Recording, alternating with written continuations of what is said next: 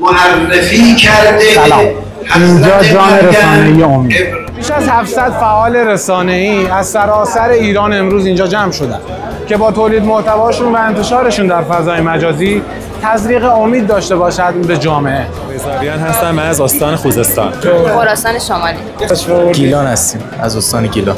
قزوین اومدم. سیستان و بلوچستان. شهر عشق شیراز. شهر کرمانشاه. تشریف آورد. خراسان رضوی. امیدوار کننده بخوای از خوزستان به ما بگی چی؟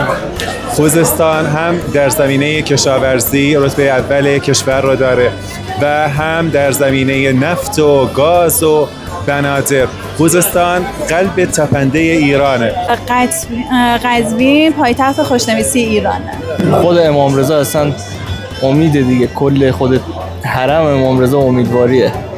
خراسان شمالی، استانی کوچیک اما پرکار، پرظرفیت در زمینه کشاورزی، جوانهای فعال و رسانه انشاءالله. مردم شاد. سیستان و بلوچستان